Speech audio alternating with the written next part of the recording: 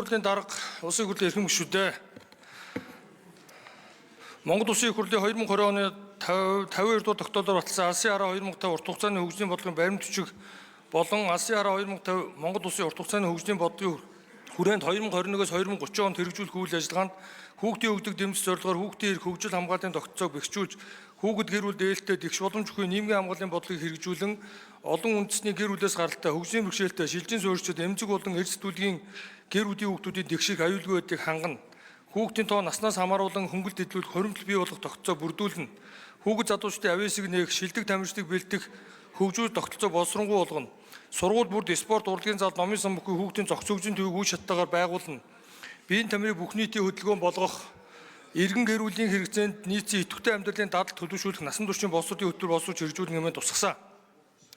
Монгол Улсын засгийн газрын 2024-өөс 28 оны үйл ажиллагааны хөтөлбөрт нийгмийн бүхий л орчинд хүүхдийн сайн сайхан байдлыг хангаж гэр бүл төвтэй салбар дундын хүүхэд хамгааллын үндэсний тогтолцоог бэхжүүлнэ.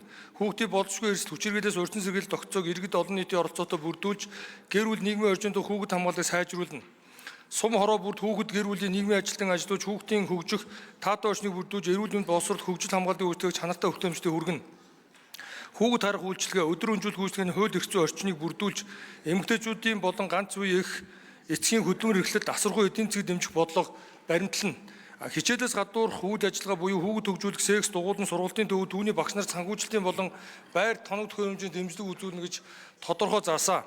Хүүхдийн эрхийн тухай хууль, хүүхэд хамгааллын тухай хууль, гэр бүлийн тухай, гэр бүлийн хүчирхийлэлтэд тэмцэх тухай хууль, нийгмийн хадамжийн тухай хууль, боловсролын ерөнхий хууль, сургуулийн өмнө болон ерөнхий боловсролын тухай хуулиар хүүхдийн эрх хамгаалал, боловсрол, хүүхдийн хөгжлийг дэмжих зорилго, ерөнхий чиглэлүүд тусгасан хэдий ч хэрэгжлийг хангах механизм дутмаг тодорхойгүй байна.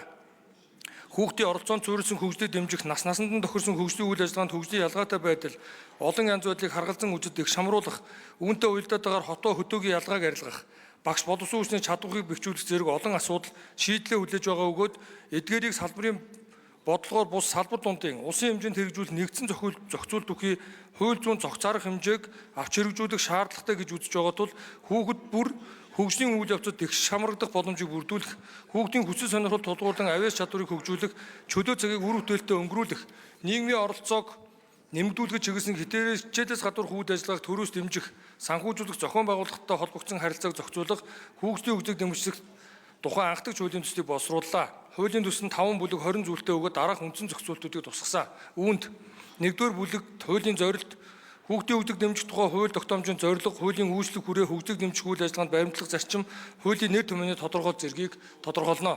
2-р бүлэгт хүүхдийн хөгжлийг дэмжих, хичээлээс гадуур хөгжлийн чиглэлээр сургалтын үйл ажиллагааны зохион байгуулалт, чиглэл, хүүхдийн оролцоо, эцэг эх, асар хамгаалагчийн эрх, үүрэг, оролцоо зэрэг асуудлыг тусгана. 3-р бүлэгт төрийн байгууллага болон оролцогчийн эрх үүргийг тодорхойлно. 4-р бүлэгт хүүхдийн хөгжлийг дэмжих үйл ажиллагааны санхүүжилтийг зориулах их усүр түүнийг зарцуулах журмын зохицуултыг заана. 5-р бүлэгт хүүхдийн хөгжлийг дэмжих тухай хууль тогтоомжийн биелэлтэнд хяналт тавих, хууль тогтоомж зөрчилд хүлээлгэх хариуцлага, хууль хүчин төгөлдөр болох зэргийг тус тодорхойлно.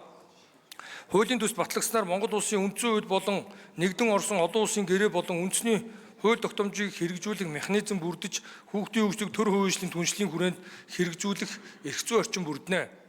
Мөн нөгөө талаар биеийн тамир, урлаг, спорт болон олон төрлөөр өөрийгөө хөгжүүлэх нь хүүхдийн бие даасан хувь хүн болон төлөвшөх, өвчлөөс урьдчилан сэргийлэх боломж нэмэгдэж улмаар хувь хүн болон нийгэм эдийн засгийн хэмнэлд даргах нөхцөл бүрдэх билээ. Хүүхэд чөлөө цагаа үр ашигтай өнгөрүүлэх, өөрийгөө хөгжүүлэхэд зориулах тодорхой хэмжээний мөнгөн хөрөнгөтэй болж хүүхдийн төлөө үйл ажиллагаа явуулж буй бүх хэлбэрийн байгууллага, аж ахуй нэгжүүд, боловсрол, сургалтын байгууллагуудын хөгжилд эерэг нөлөө үзүүлнэ гэж үзэж байна. Танилцуулж дуслаа. Баярлалаа.